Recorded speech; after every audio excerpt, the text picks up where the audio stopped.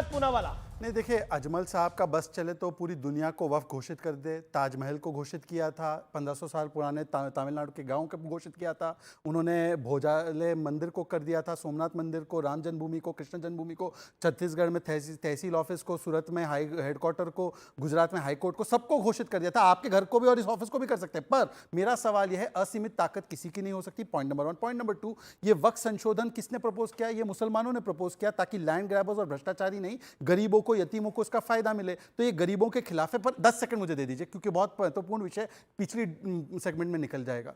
देखिए, अभी भारतीय संसद वक्फ की जमीन पे बना हुआ है? नहीं, वो बिल्कुल नहीं है। वो ये केस हाईकोर्ट में भी गया था, दिल्ली हाईकोर्ट में। मैं आपको फैक्चुअल बता देता हूं। 6 प्रॉपर्टीज जो सेंट्रल विस्टा के पास है, जैसे सुनहरी मस्जिद वगैरह, उन प्रॉपर्टीज के विषय में ये गए थे।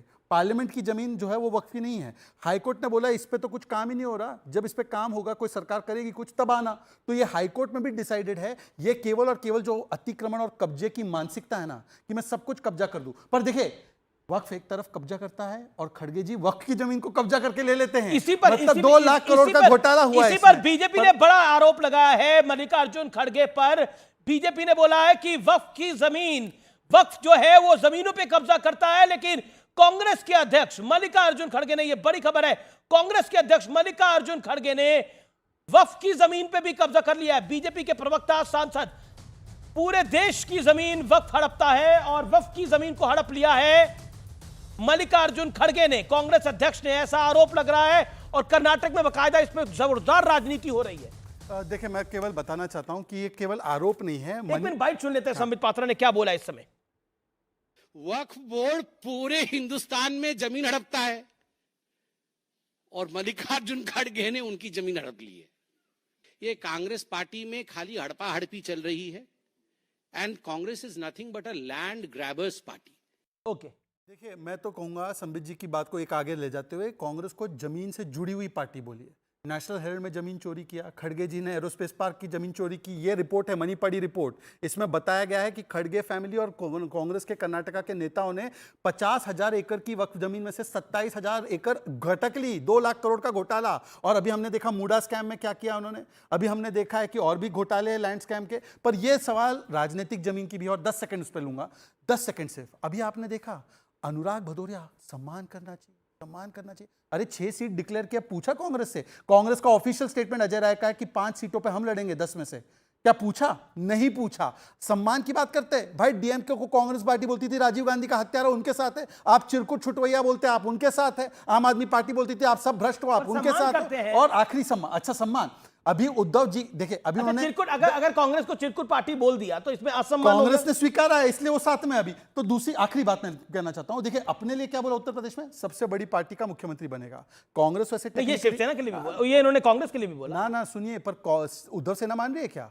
ये तो शरद पवार का फॉर्मूला है। शरद पवार के फॉर्मूले को उद्धव जी ने बोला, शरद पवार जी का फॉर्मूला उनका फॉर्मूला। हम नहीं मानते, हम तो चाहते चेहरा आगे हो। तो अब आनंद दुबे जी बताए, समाजवादी पार्टी और शरद पवार का फॉर्मूला ठीक, एसपी का या एसएस का, मतलब उनकी शिवसेना का। ओके, ठीक है, ठीक है। आनंद दुबे से भी पूछा गया, अनुराग से भी पूछा गया, तहसीन से भी पूछा गया। Anand Dubey, first you, 20 second. Amish भाई, हमारे नेता ने स्पष्ट कहा कि एक चेहरा लेकर अगर हम जाते हैं तो फायदा होगा। अगर आपको हमारा चेहरा पसंद नहीं है, आप कोई चेहरा बताओ। अब आप एक बताइए, एक गठबंधन में क्या ये बातें करना गुनाह हो गया? ये बात अब हम नहीं कर सकते, चेहरा लेकर जा सकते।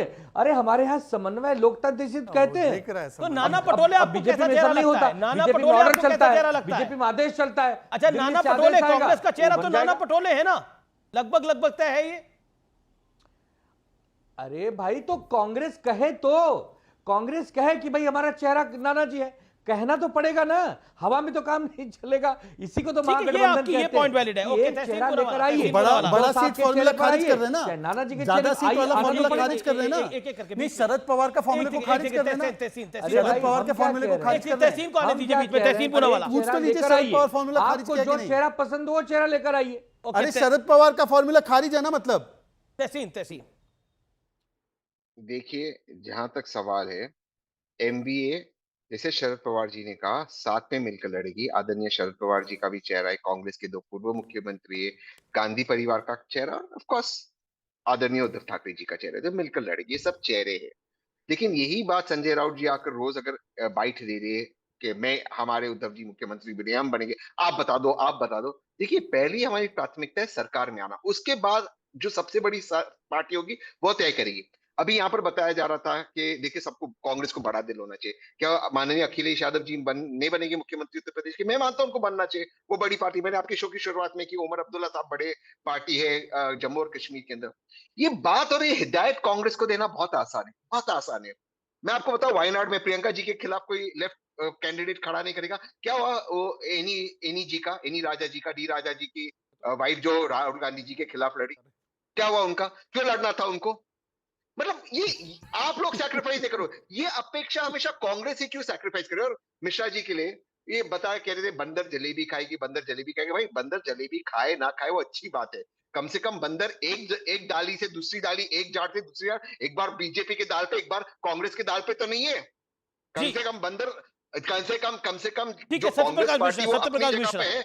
कौन जा रहा है डीएनए टेस्ट कराने के बाद, डीएनए टेस्ट अपना कराने का, विवेक देख भी ले। कुछ कहना चाह यहाँ रहे हैं, से वहाँ तहसीन भी से कुछ कहना हम चाह रहे हैं। हम एक ही जगह पर है। एक सेकंड कौन सी पार्टी बंदर है वो देख लें आप।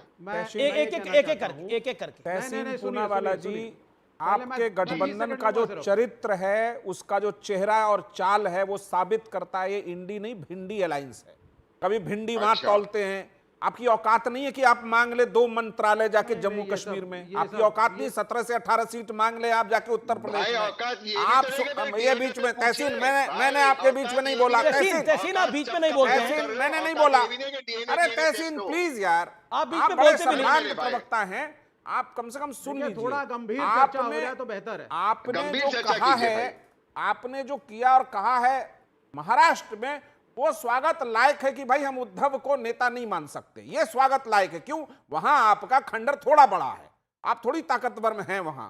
लेकिन आप जो अभी बोले कि एनी राजा ने क्यों लड़ा, ये तो विवेक के पूरी की पूरी पार्टी की सबसे बड़ी नेत्री को आपने चुनौती दे दी। वो डी राजा की पत्नी है, ठीक उसको है, चुनौती दे दिया। विवेक को आने दीजिए। तो विवेक, आप इस बात को समझिए। विवेक काफी देर से हाथ खड़ा कर बोले थे। आखिरी लाइन, सुनिए। इंडी थोड़ी- अलायंस थोड़ा- में थोड़ा- नेतृत्व को लेकर मैं थोड़ा के जो सा- झंझट है, वही साफ बताता है कि जमीन पर कोई इनकी झंझट नहीं राजनीति है। बहुत ओके, कमजोर है। विवेक, हरियाणा से भी बुरा हाल होगा, महाराष्ट्र और झारखंड। विवेक 20 सेकंड, देन अनुराग भदौरिया। मैं 20 सेकंड के अंदर सब कुछ, हाँ मैं 20 सेकंड लूंगा सिर्फ। तहसीन पहला की बात का पॉइंट ये है, जवाब। हर राज्य के समीकरण और नेतृत्व अलग होते हैं।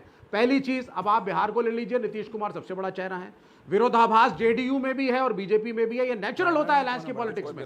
हम आज भी नीतीश कुमार को सेकुलर और सोशलिस्ट मानते हैं, बीजेपी को नहीं मानते, बीजेपी को पूंजीवादी व्यवस्था हम मानते हैं।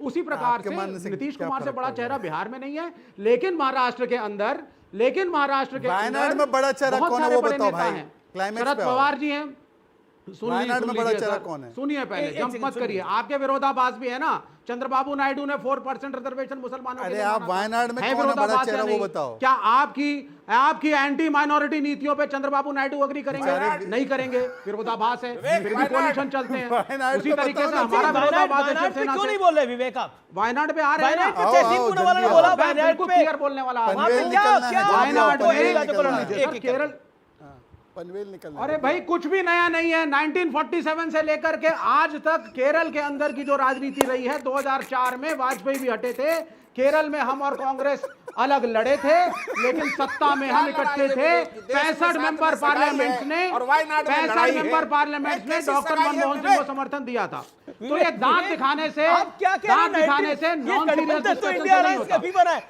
अनुराग को लेके आइए। अनुराग, ये नई जानकारी आ रही है। अब वो- 1947 से ये गठबंधन बना हुआ है, ये तो बात अभी पता लगी है। सर यूपीए के अंदर, एक यूपीए सेकंड, के एक अंदर- सेकंड, एक नहीं, सेकंड, नहीं, एक सेकंड। अलायंस की बात नहीं कर रहा मैं, कुछ और कर रहा था। एक मैं this is wrong। सेकंड ये non ऑडियो serious डाउन। अनुराग को आने दीजिए।